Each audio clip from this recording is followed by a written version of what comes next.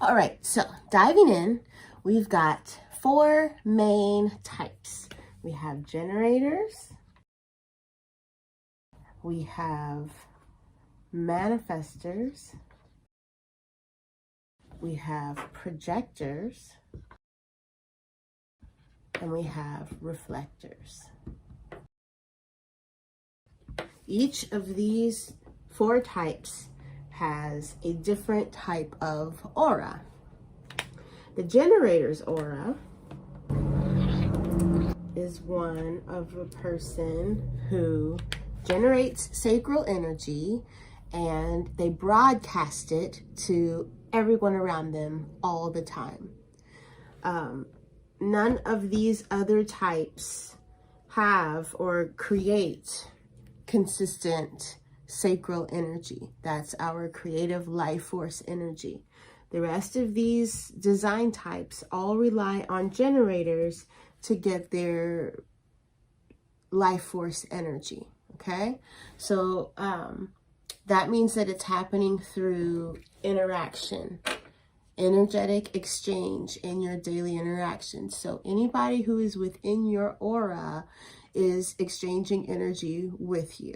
Okay, your aura is going to extend about 6 feet around your body in every direction, below your feet, above your head, in every direction. It's like a big giant sphere that you can't see, but it's always surrounding you, right? Your personal space bubble, right?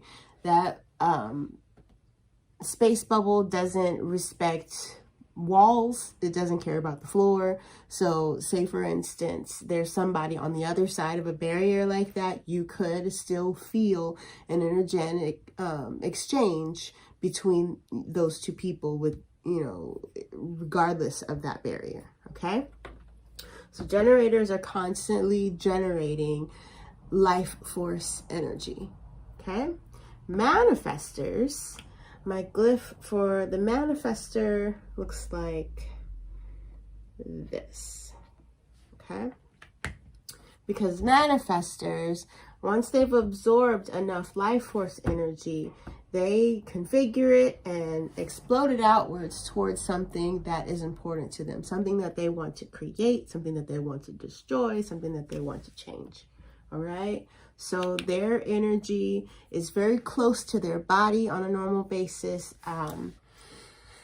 Honestly, my best way to describe what a manifestor's aura feels like is that a lot of them are they have very welcoming personalities. They're very inviting.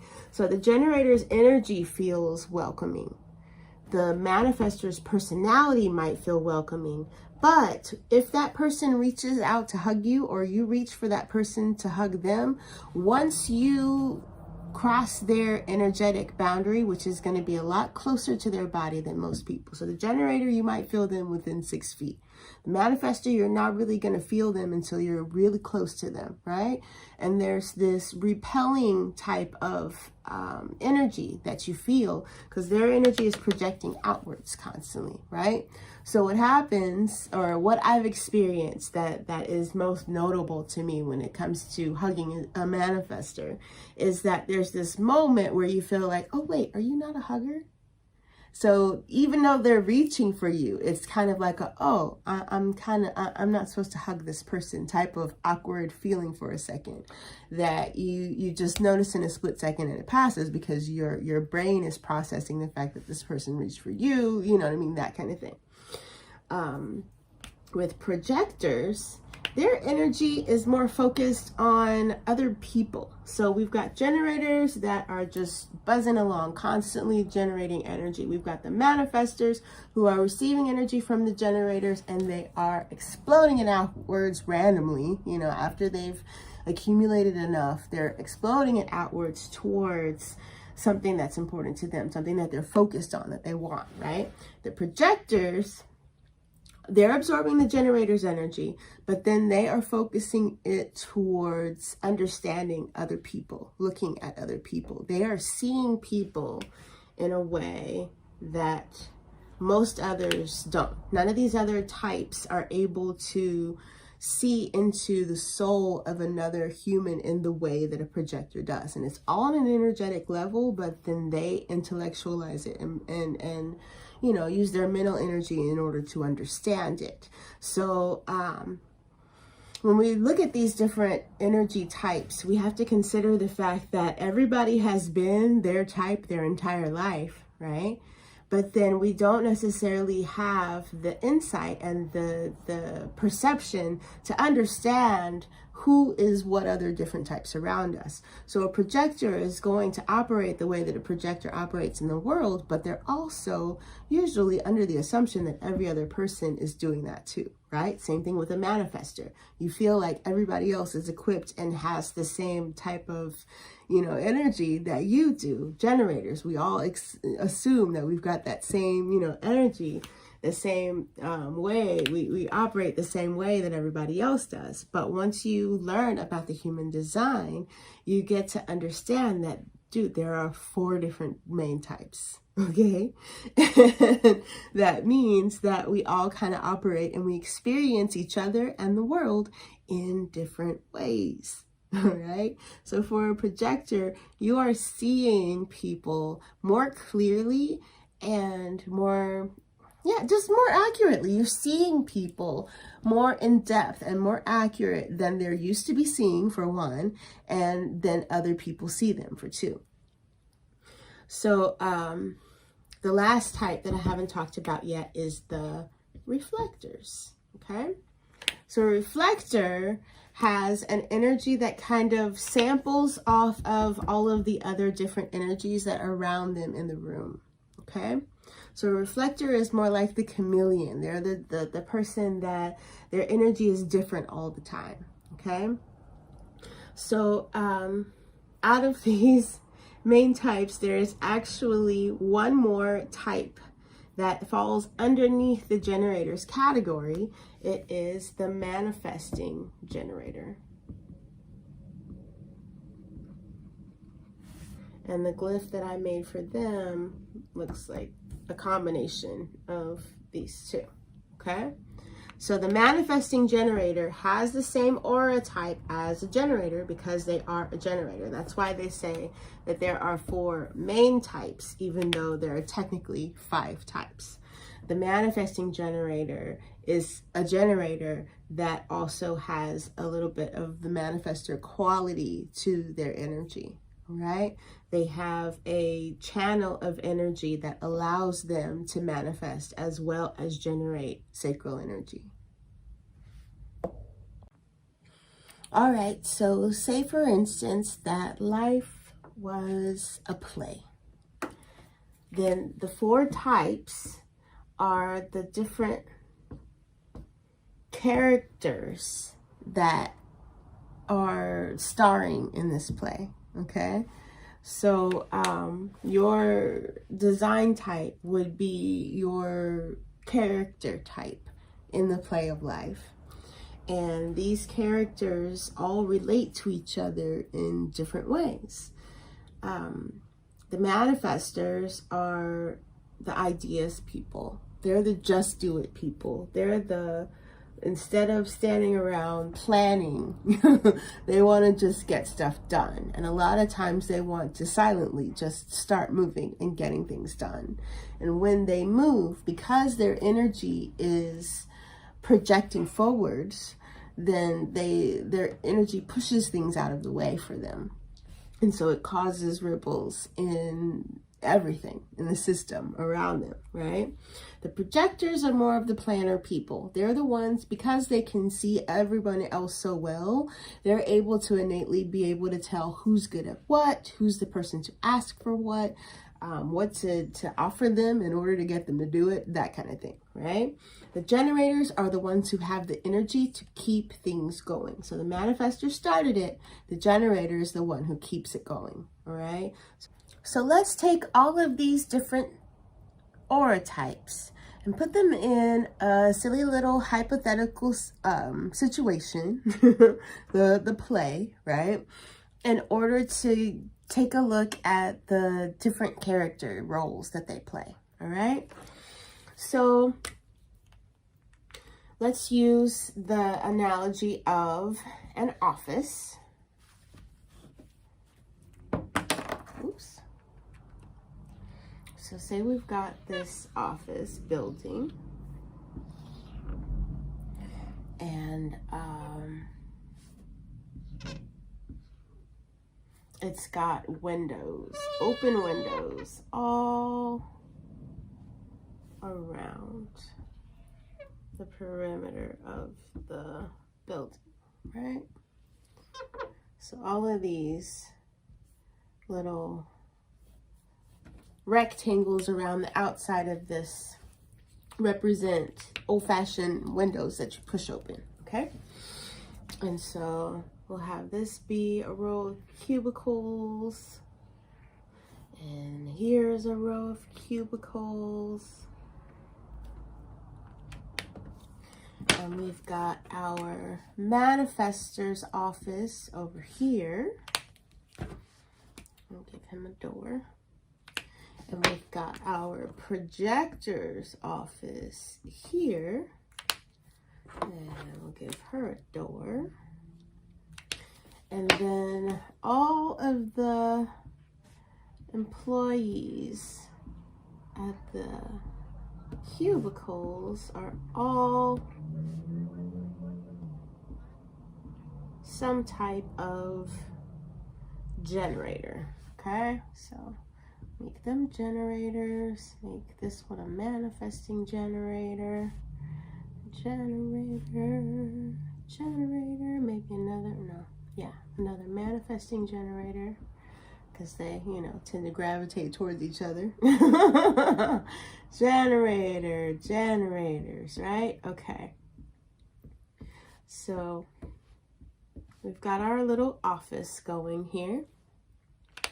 And it's a really hot day. That's why all of these windows are open. But it just so happens that on this particular day, there's not a good breeze coming in. And maybe there haven't been sufficient breezes coming in for a while. The window open idea isn't all that effective or efficient anymore. Everybody's focused on work. Even though these people are aware of their environment, nobody is as sensitive to their environment as our reflector. And he comes in, and not only is he sensitive to his environment, he's, the environment as in the temperature in the room, he's also very sensitive to the energies of everybody else in this office. And so he knows that he's hot, and everybody else is hot. So he says something. He's like, dude, like the windows are not helping the situation at all. It's really hot in this office. And then a ripple effect goes throughout the office. Everybody is like, yes, I'm saying, oh my God, yes, we've got every window in this place open and it's scorching in here. It's so hot, right? So word gets to the manifestor boss person here, right? And he says, all right, I'm installing an air conditioning unit. So he installs air. So now the air conditioning unit is blowing air into the room, but we've got all these windows open. So we've got this rule now. So we have to set a rule that when the air is on, we close the windows, right? But the way that the manifestor's energy works is once he installed the air conditioning unit, he's done. He goes home for the day. That's all the energy that he had. The generators flowed the energy to him that, okay, it's hot, we're all dying, we need air, right? So he fixed the problem. He absorbed all of that energy and he directed it towards getting that air conditioning unit. So now there's an air conditioning unit and the manifestor's gone. He's exhausted. He's tired. He's done for the day. The projector now sees that there's a problem. The problem is the air conditioning is on, but it's flowing outside the windows. It's trying to heat the entire, cool the entire planet instead of just the office because all the dang windows are open. So she makes a rule that whenever the air conditioning is on, we have to close all the windows. Okay. So all of her energy went to coming up with the logistics of, okay, so we're going to keep the thermostat at 72 because that's the temperature that is most likely to be comfortable for everybody. It's not going to be too cold. It's not going to be too hot. It's not going to be so cold that we break the air conditioner. It's not going to be too hot to where there's no point to having the air conditioner, right? And so because the building is so big and it doesn't make sense for any one person to be responsible to go all the way around the building and close all of the windows, the rule is that you close the windows that are closest to you, right? So she's going to close all these, the manifestor's gone, and then she leaves. Now it's up to the generators to make sure that the rest of these windows get closed as long as the air conditioning is on, and they have the energy to do that. When the air conditioning is off, they open them. When the air conditioning is on, they close them. They have that energy, that consistent, whatever, they're doing their work, and they're also making sure that the windows are open and closed according to the rules, according to the plan, right? Projector, she put all of her energy into the logistics, into figuring out, okay, what is the best way to govern this and make sure that it works and it benefits everybody and everything falls into place, right? So she did that. Now she's tired. She went home too. These generators and manifesting generators, they have non-stop energy. They're going to work all day to the end of their shift before they start to go home. All right.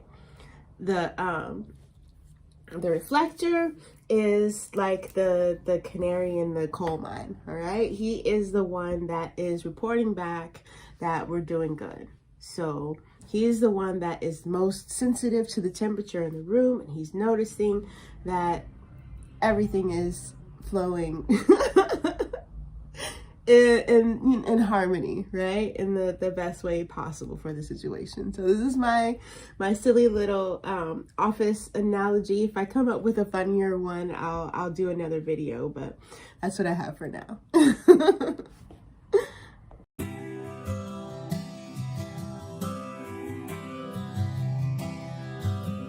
Breathe in.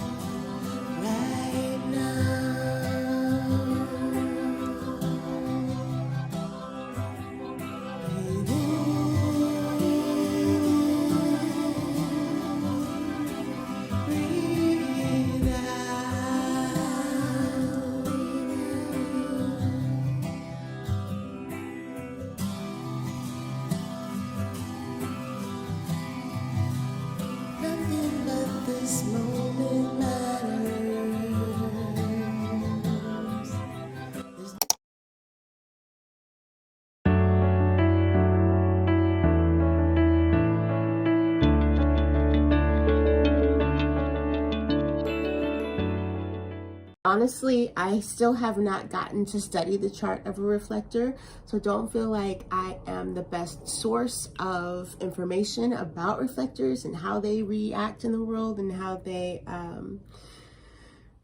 respond to things, how they feel, what their experience is like, because I've met and gotten to study all the other four except for a reflector. They're, that rare.